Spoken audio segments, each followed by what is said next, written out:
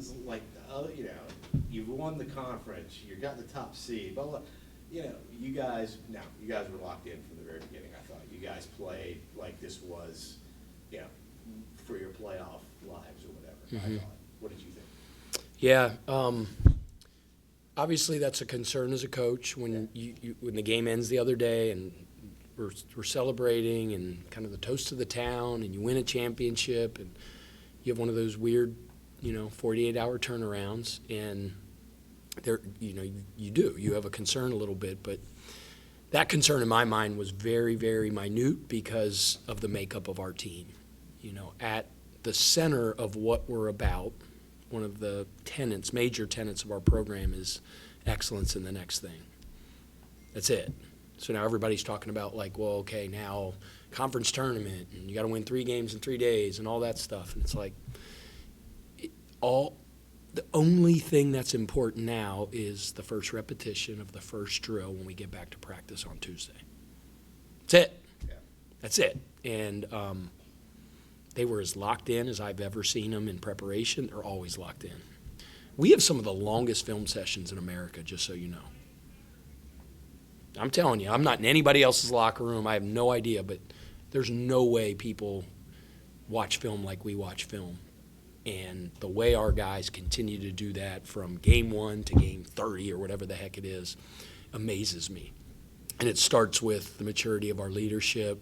It was on full display tonight celebrating 2 world-class young men in Bryce Butler and Frankie Policelli. Just represent what our program's all about, ABC, academics, basketball, character. I mean, obviously they fit certain metrics that we value in the recruiting portal or the transfer portal, but there's intangibles that you can't measure that there's a painstaking process to make sure guys fit and who we bring in. And in a 1-year graduate student type player, the selflessness, the toughness, the competitiveness, the basketball IQ, their ability to make people around them better, their adaptability, they are special. And in this new day and age, there's going to be guys that this is going to happen more and more and more and more. And, I think when it first started happening, people are like, well, you're going to have hired guns come in for 1 year. I mean, that's not what it's about. Guy was teasing with Frankie in one of our first meetings because they're having fun and they're all laughing about it. And they were teasing with Frankie last year and said something about his previous school. Not derogatory or anything, but just brought up the school and, hey, we beat you last year. That's it. It's not we beat you. Frankie is a College of Charleston Cougar from this point forward. We don't mention his former school. Now he's proud of his time there and he had a lot of success, but Frankie is a Charleston Cougar. And the legacy that, and I think I said this the other day too, so I'm sorry if I'm being redundant, but the legacy that Ryan Larson left, and Dalton Bolin, and Pat Robinson, and Jalen Scott, and John Meeks, and, those guys, people are going to remember those dudes around here for a long, long time. They were 1-year dudes. Bryce Butler, man, and Frankie Policelli are world-class human beings, and it was great to honor them tonight with a big-time victory. You've been around a lot of players. Have you ever seen someone as locked in as Rain Smith on the 3?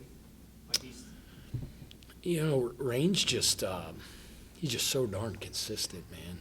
He's just consistent. I mean, when I say consistent, it doesn't mean that his shots fall all the time. It's just he's steady Eddie. He doesn't change. He doesn't get high with the highs. He doesn't get lows with the lows. He's so stinking process-oriented.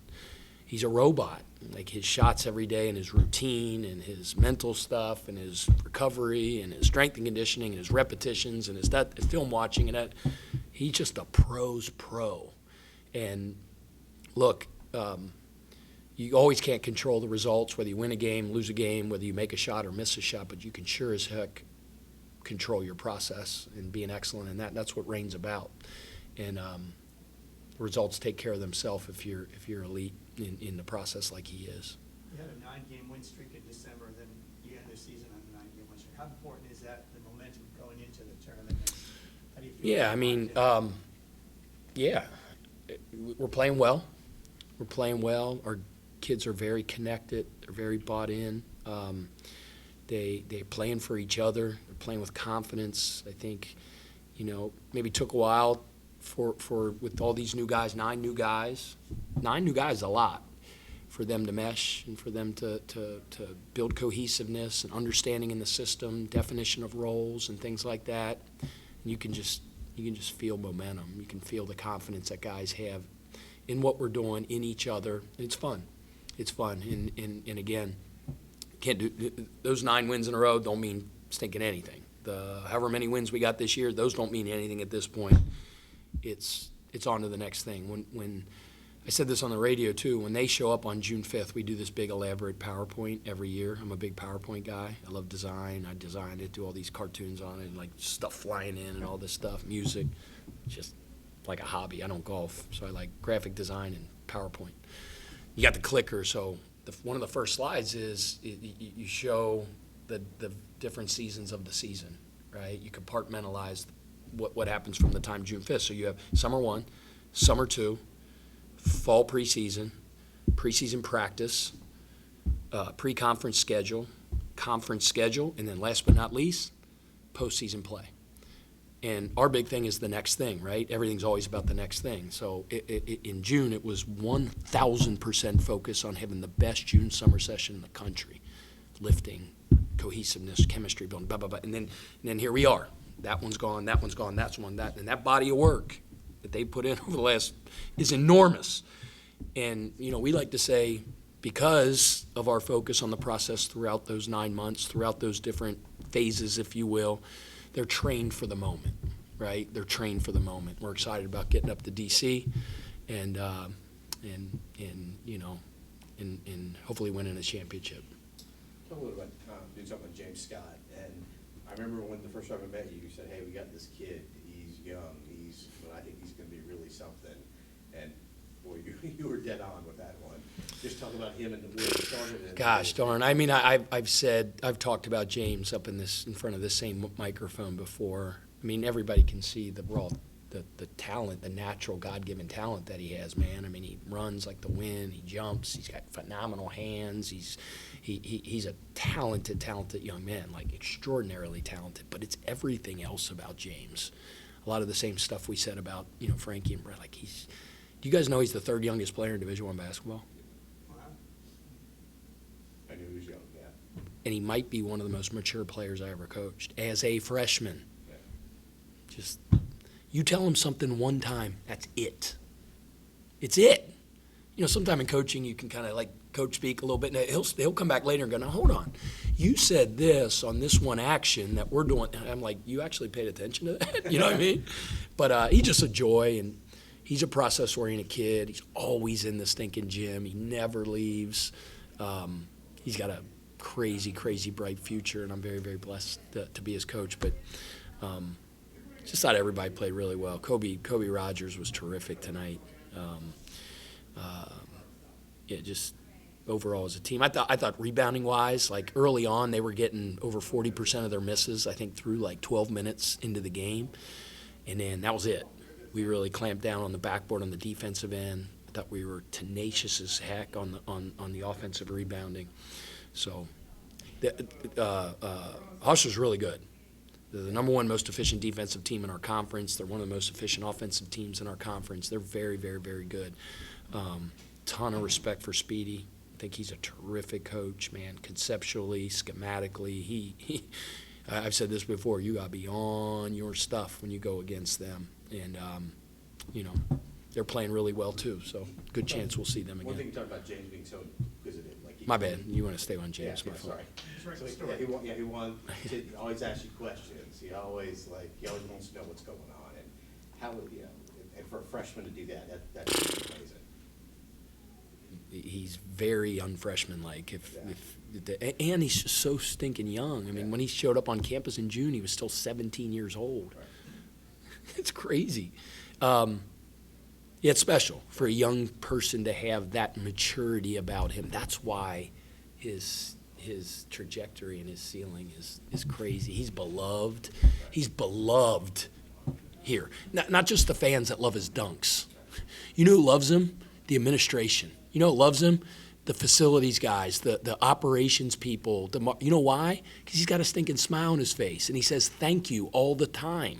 You know what I mean? The academic people. Like you ask Lizzie Leslie, oh my gosh, James Scott's my favorite, blah, blah, blah, blah, blah, you know?